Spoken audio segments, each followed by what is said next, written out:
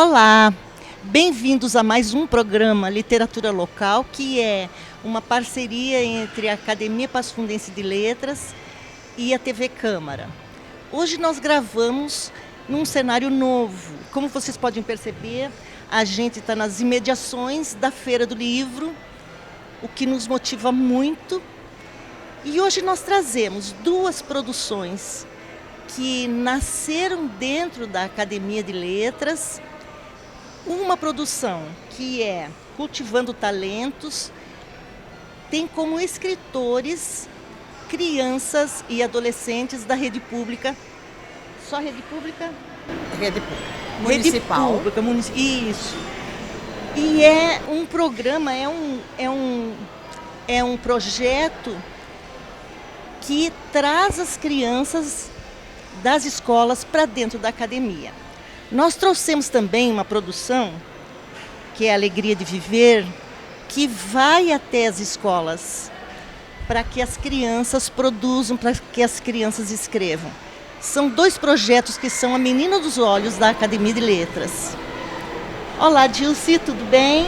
É um prazer estar aqui mais uma vez, falando dos projetos da Academia Passo Fundense de Letras, especificamente do projeto Cultivando Talentos, que é um projeto onde traz o aluno para dentro da academia, para a gente trabalhar o aluno aí. São alunos adolescentes, pré-adolescentes, que vêm das escolas municipais para estudar, para ouvir sobre literatura. Aí eles vêm, a gente pede que as professoras mandem alunos que gostem de ler e escrever, para a gente trabalhar esse aspecto. Então eles leem muito, eu convido escritores, autores para vir falar com eles, e a partir daí eles leem as obras desses escritores e produzem os seus textos. Vão produzindo e eu vou recolhendo e vou corrigindo, e assim a gente vai o ano todo. Quando chega no final do ano, a gente organiza esses textos em forma de livro e publica. E na Feira do Livro é a data marcada para eles apresentar à comunidade o seu trabalho em forma de livro. Esse ano apresentamos esse livro, que deu um livro enorme de mais de 300 páginas, onde eles autografaram aqui na Feira do Livro, com muita felicidade. Todos os alunos, os pais estavam presentes, tios, avós, padrinhos, professores, enfim. A feira esteve bastante movimentada nesse sentido. Então, é um prazer, já estamos no 4º ano desse projeto e cada vez mais alunos a gente tem, cada vez mais sucesso, mais produção. A gente começou com um livro bem tímido, esse aqui foi o primeiro, né? Mais fininho, mais fraco, eu diria. E foi ampliando, e agora estamos com um livro grande que vamos ter que refazer nossa ideia para o ano que vem, porque não dá para continuar nesse sentido, porque senão daqui um pouco vai dar 2 volumes. Se posso te fazer uma pergunta? Sim, Marisa. Além dos alunos do ensino fundamental que são atendidos lá na academia, você também estendeu esse projeto até o Hospital São Vicente. Eu acho que é importante você falar. Sim. Aí, a partir do 1º ano, a Escola de Vida do Hospital São Vicente de Paulo, que é uma escola que trabalha com os alunos da oncologia, com as crianças que vão fazer tratamento na oncologia, pediu para que nós estendesse esse projeto até aquela escola. Então nós fomos ao hospital e começamos a trabalhar com aquelas crianças. As crianças que fazem o tratamento oncológico, que ficam lá internados 60, 90 dias fazendo as quimioterapias, radioterapia, também aderiram ao projeto com muito entusiasmo. Esse ano foram 30 crianças né, que escreveram também. E aqui a gente tem os textos deles, onde eles escrevem. São textos assim que eles começam contando a sua história muito trágica, mas no final do texto eles colocam toda a sua esperança. Todos eles assim com muita esperança. Então é um projeto que ultrapassou, né, a nossa expectativa. Além dos alunos municipais que a gente traz aí, a gente vai até o hospital e trabalha com aqueles alunos. Eu gostaria de ressaltar a capa desse livro aqui, né? Ficou extraordinária essa capa, e eu gostaria que a Dilce contasse um pouquinho só sobre a história da capa desse livro. Bom, este livro é a edição de 2018. Tem um desenho aqui que foi feita por uma aluna que estava em tratamento na oncologia do Hospital São Vicente de Paulo. Essa aluna, ela escreveu um texto sobre a história de um menino, ela imaginou a história de um menino que queria fazer uma viagem espacial, ir à Lua, tá? Então ela escreveu um texto grande, um texto muito bonito, que está publicado aqui no livro. Entregou para a professora, tudo bem, a professora mandou para ser publicado esse livro, foi colocado no livro. Quando o livro já estava na editora, a professora me ligou e me falou: Dilce, ó, a menina acabou de falecer. E a mãe dela encontrou entre as suas coisas um desenho sobre o texto que se chamava O Sonho de Lúcio, que é o sonho do menino que queria ir na Lua. Tem como acrescentar no livro esse texto? Eu disse para ela: me mande, vamos ver. Peguei o texto rapidamente e mandei para a editora e pedi: ó, tem como incluir esse texto? A editora, com muito carinho, colocou na capa do livro. Então essa capa é produto da Emily, que faleceu assim um mês antes da Feira do Livro. Então ela não pôde participar, claro, né, da feira, mas a capa é produto dela. Ela é que fez a capa. Os pais estavam presentes, muito emocionados, compraram muitos livros para levar como experiência. Então a gente vive na oncologia estas histórias, né? Alunos que se recuperam, alunos que não conseguem se recuperar, enfim. São essas coisas, essas emoções dentro desse projeto. Então, é emocionante, não é? Esse livro aqui foi idealizado por Marisa Zílio e por Agostinho Bolt, e eu gostaria que os dois falassem sobre isso. Bom, primeiro eu acho interessante colocar um pouco da história desse projeto, entende? Que é o Cultivando Talentos e o projeto do concurso literário da academia. Eu sempre brinco, a diferença dos dois é que no Identificando Talentos, os alunos vão à academia, e no projeto do concurso literário, a academia, né, vai até as escolas, né?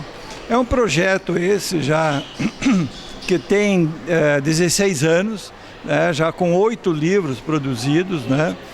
E o que eu mais admiro é a presença dos professores nas escolas, entusiasmados com... É uma extensão da academia, na verdade, né?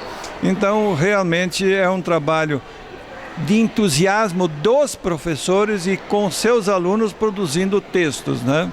Para essa produção, os alunos são levados, né, a escolher junto conosco um autor de vários livros, onde eles vão poder estudar os seus textos. A preferência dessa escolha se dá sempre, primeiro, que seja um autor de Passo Fundo, se não encontrado um autor do Rio Grande do Sul ou então do Brasil, mas são autores nossos. Este ano nós estivemos assim estudando o doutor Alberto Jorge Salton, nas suas produções. Eles levam os livros para suas escolas, leem, discutem com a professora e, a partir disso, então, das suas leituras e dessa discussão, constroem os seus próprios textos. Com a presença do autor, né? O Dr. Jorge Alberto Salton pôde ir às escolas, não só pôde, se dispôs a ir às escolas, conversar pessoalmente com os alunos e, mais ainda, distribuir uma quantidade de aproximadamente 500 livros às escolas participantes. Então, realmente entusiasma os alunos do ensino médio a uma produção e nós descobrimos os talentos aí contidos, né? Sempre eu penso assim, se nunca é dada a oportunidade, um talento pode morrer. Então, que nunca morra esse talento por falta de uma ação que a academia se propõe a fazer. Bom, eu gostaria que então o Dr. Salton, né, o nosso autor homenageado, pudesse dizer de sua experiência indo às escolas e incentivando a produção literária. Bem, nós levamos aos alunos uma trilogia, que eu vou mostrá-la aqui, que começa com A Noite das Tartarugas, continua com Pássaros do Amanhecer e conclui com Meia Tarde na Lagoa. Então, essa é uma ficção, né? E também levamos 2 ensaios. Um que é Convivendo com Pessoas Difíceis e o outro é O Maniqueísmo em Nossas Vidas. A partir destes textos, então, que eu discuti a temática com os alunos, né? Como construir um personagem, ouvindo as histórias que eles imaginavam criar. E realmente foram encontros muito gratificantes. Inclusive, em algumas escolas, eu voltei mais uma vez a pedido dos alunos, né? E eles produziram daí textos maravilhosos que estão publicados neste livro. Na parte final do livro, eles produziram desenhos. Esses desenhos são inspirados em quem fez as ilustrações dos meus livros, que é o Isaías Klein. Isaías Klein é uma pessoa que tem um talento raríssimo. Ele, com uma caneta esferográfica, ele faz gravuras espetaculares, né? Ele já tem reconhecimento nacional, já participou de programas na Rede Globo, mas continua dando muita força aqui para a nossa terra, né? Sempre disposto a participar. A capa, então, como são autores em construção, né, o livro, a capa é uma obra do Isaías em construção. É uma obra que ainda não estava pronta. E o título do livro foi uma sugestão do professor Agostinho, que é A Alegria de Escrever.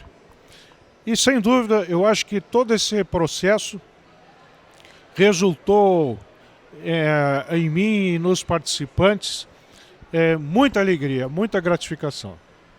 Durante o lançamento desse livro, que foi feito lá na Academia de Letras, houve um discurso muito significativo do nosso autor. Quando a gente voltar, estamos terminando um bloco, quando a gente voltar a gente fala sobre esse discurso, tá certo? Até daqui a pouco.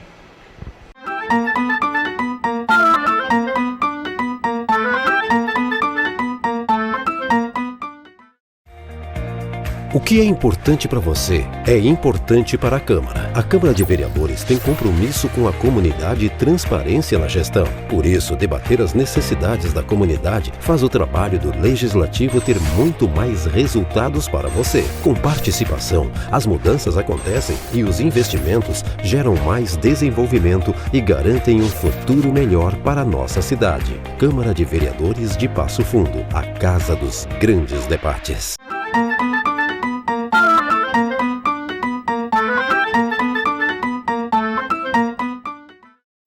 Olá, estamos de volta com o nosso programa Literatura Local Quando nós terminamos o primeiro bloco, a gente mencionou um discurso significativo do Dr. Salton, lá na Academia de Letras. E o Agostinho Boto vai nos falar um pouco sobre isso.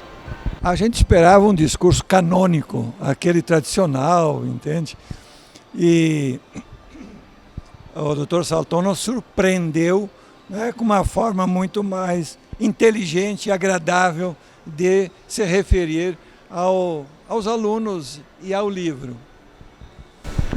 De fato, eu fui mostrando e contando algumas das histórias escritas pelos alunos. Eu fui folheando o livro e encontrando histórias. Como agora, por exemplo, eu vou apresentar a síntese de uma poesia da Emily Kochlar, que a Emily, ela é uma aluna do ENAVE, né? E escreveu um poema que se chama Meça Tuas Cantadas, Parça. Mano, não força, afinal, curto demais é meu pavio, para as tuas cantadas e malditos assovios. Curto demais é o meu pavio para as tuas cantadas e malditos assovios. Tire teus olhos de cima de mim. Eu disse não e fim. Seja no táxi, Uber ou busão, o transporte é público, meu corpo não. Enfim, mais uma outra poesia, um pedaço de uma outra poesia da Amanda Rosa do Amaral. Escreve Diferenças. Esse tal de preconceito que hoje choro de dor, pela tua falta de respeito, por não ter o corpo perfeito. Esse tal preconceito que hoje choro de dor, pela tua falta de respeito por causa da minha cor, pela tua falta de respeito por causa da minha opção sexual. Esse tal preconceito que hoje choro de dor, pela tua falta de respeito porque da favela sou. Esse tal preconceito que hoje choro de dor, pela tua falta de respeito porque a rua minha morada fiz. Mas sei que esse tal preconceito um dia vai acabar, pois o amor é mais forte. Será? E aí por diante. Textos maravilhosos, né? Sem um trabalho desses, como é que nós, os cidadãos comuns, vamos saber? Os professores sabem com que crianças eles trabalham, o que é produzido lá dentro, mas nós, as pessoas comuns, as pessoas da sociedade, não temos ideia do que ocorre lá dentro, não é? Então, nada melhor do que a gente se interessar por essa riqueza toda que pode e deve acontecer. Eu fico muito feliz com a Academia Passo Fundense de Letras por nos proporcionar isso. O que mais que nós podemos tratar? Você tem algum texto interessante para nos mostrar?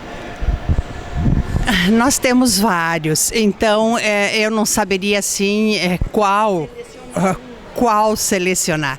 Porque assim, no nosso livro temos assim textos diversos com diferentes temáticas. Porque cada autor que ia lá conversar com os alunos, ele trazia uma temática diferente. O seu mundo. Exatamente. A maioria dos autores que iam lá falar pertenciam à Academia de Letras. E são, além de escritores, eles são profissionais. São médicos, são engenheiros, são psicólogos, assim, têm a sua profissão. Eles escrevem em torno daquilo que eles sabem fazer. Então, eles falam sobre os seus saberes, né? E é em torno daquilo que as crianças escreviam. Então, as crianças tiveram aula de ecologia, tiveram aula de sexualidade, tiveram aula sobre finanças, tiveram aula, enfim, variadas. Se vocês olharem o livro, quem olhar o livro vai perceber essa diversidade de temas que são tratados. Cada dia era uma aula diferente. Eu dizia para eles, para os alunos, não gostaram da aula de hoje? Na próxima aula vai ser bem diferente. Eles tiveram aula de xadrez, tiveram aula assim muito diferente um dia do outro, porque nunca dava para prever o que é que o próximo autor ia trazer para eles. Um falava de poemas, outro falava de crônicas, outro de contos. O Dr. Salton também esteve lá com eles, falou de formação de personagem, falou dos seus livros, enfim. Eles ficaram muito entusiasmados com a possibilidade, doutor, de construir uma crônica, um conto para finalizar a sua trilogia. Então o Dr. Salton expôs que vai publicar um 4º livro, onde eles podem dar um fim para o personagem Christian, enfim, a história da trilogia dos livros dele. Então eles ficaram muito entusiasmados, querendo ler a trilogia para fazer um final. E estão produzindo e querem participar dessa produção. Não esqueça. O final do 3º livro fica em aberto, o que vai ocorrer com os personagens principais, né? E então o plano é esse. O 4º livro será daí uma quadrilogia, tetralogia, não será escrito por mim. Será escrito pelos alunos. Cada um vai fazer um conto dando a ideia de como eles acham que os personagens vão evoluir. Pretendemos, quem sabe, daqui 1 ano e meio, poder lançar esse livro. Eu estive numa livraria e estava lá aquele rapaz que fez o filme Maverick, o Emiliano Ruschel. E ele estava encantado com a trilogia, né, da sua autoria, e ele estava pensando seriamente em fazer um filme. Isso tem fundamento? Sim, ele levou a trilogia, né, e está roteirizando e vai tentar, né, colocar como filme ou como série, né. O plano dele é esse. Não sabe se vai conseguir, né? Até porque roteirizar... Eu não sei se nós temos na Academia de Letras alguém que roteiriza. Eu acho que o Júlio Pérez já roteirizou algumas coisas. Tem esse talento de organizar, roteirizar.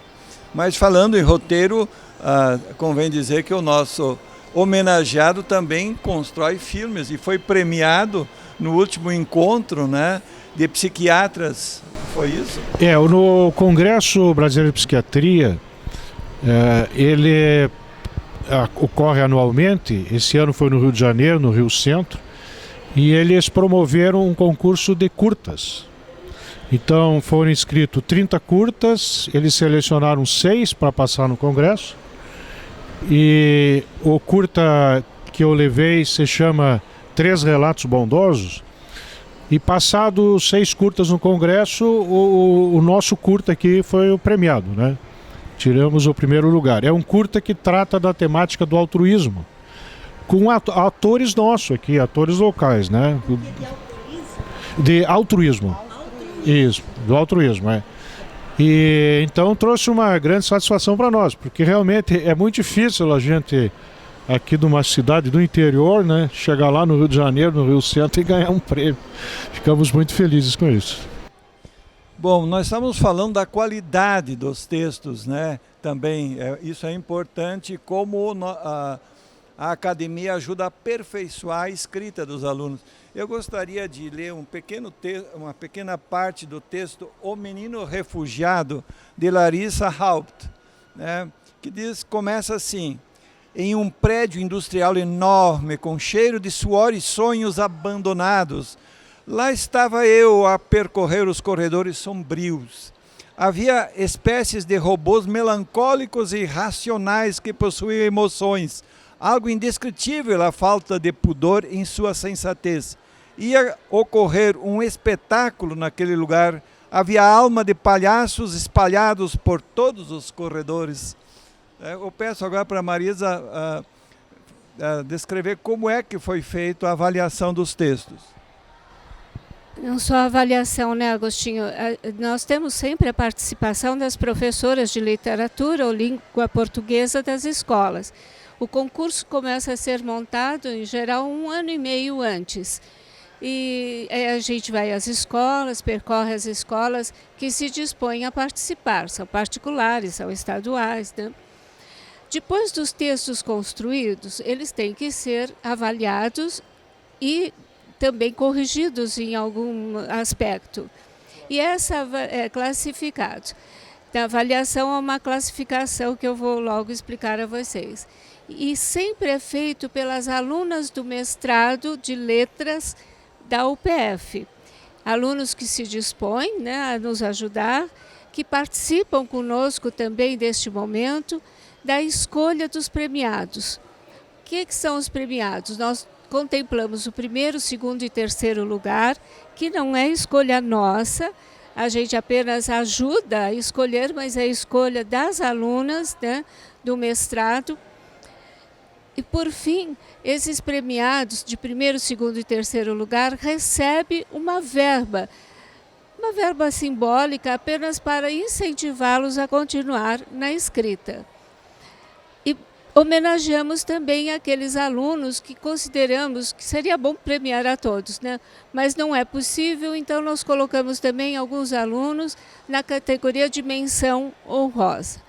E eles ficam bastante satisfeitos, suas professoras também, porque elas sabem que esta premiação, esta gratificação é pelo trabalho delas, né? Indiscutivelmente.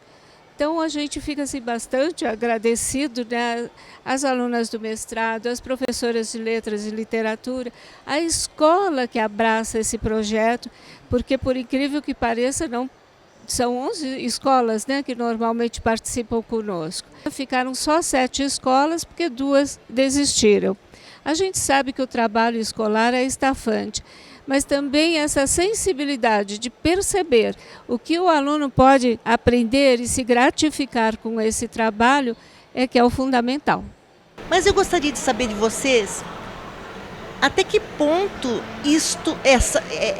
esse impacto vem de fora ou já existem algumas coisas internas que a criança já carrega dentro de si para fazer este texto? Porque claro que eles recebem informação,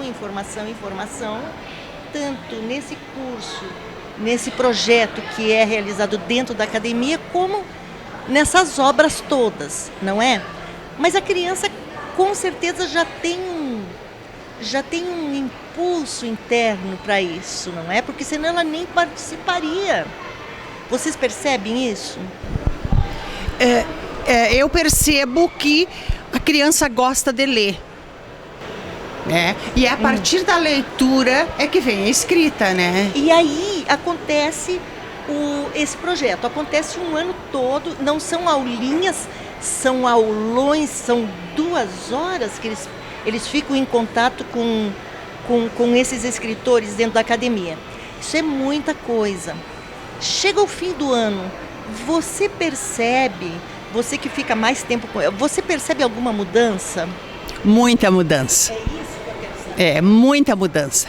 Eu percebo e eles também se percebem mudados. Eu tenho um aluno lá que faz 3 anos que frequenta.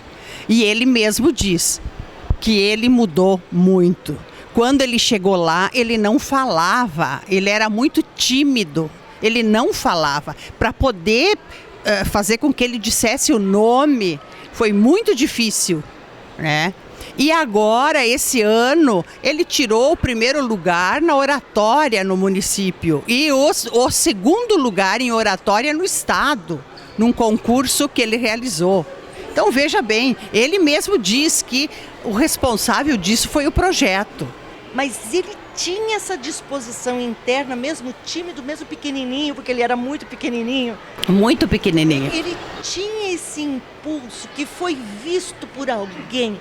Quando a gente se reuniu com o secretário da Educação, nós fomos um grupinho de mulheres da academia, fomos conversar há alguns anos com o secretário da Educação. O secretário da Educação é uma pessoa, é um visionário, todo mundo chama ele de visionário porque ele é um visionário. E a gente conversando, a gente gestou esta coisa, né? Este projeto maravilhoso que a Dilce acabou abraçando, não é? Outro dia, aqui na abertura da Feira do Livro, o secretário estava em cima do palco e eu sorri para ele. Quando ele desceu, ele falou: eu não puxei a orelha tua e da Marilise porque você sorriu para mim. Aí ele falou: eu quero mais dessas conversas, eu quero que vocês me visitem de novo para a gente ter ideias, porque a riqueza que existe com as crianças e com os adolescentes é muito grande. Um personagem que eu levei para eles, o Christopher, ele tinha várias nuances, mas algo chamou a atenção de uma aluna, que é a Vitória Helena Maldaner, e ela escreveu um texto, Querido Vô. Ela salientou a relação do personagem com quem lhe fez o papel de vô. E ela deu algo que eu gostaria de ter escrito no livro, né? Isso me motivou a ideia de pedir para que eles escrevam o próximo livro. Veja, ela cria algo que eu não criei, que é uma carta do personagem, do Christopher, em direção ao avô que já havia falecido. Diz assim: sinto falta de momentos como este e de muitos outros que recordo com carinho, mas que infelizmente não voltam. Peço perdão por não ter conseguido te retribuir tão cedo, da maneira como fez comigo. Mas saiba que mesmo não estando fisicamente presente, ou quando não estou observando tua velha foto de pé, escorada em uma bengala, de terno de linho amassado, eu estarei sempre contigo. Com carinho, Christopher. Que lindo. Infelizmente nós temos que encerrar esse programa. Eu confesso para vocês que foi um dos mais lindos que eu já gravei, né? Eu agradeço a vocês, agradeço muito e agradeço a vocês também que ficaram aí assistindo essa maravilha. Até semana que vem.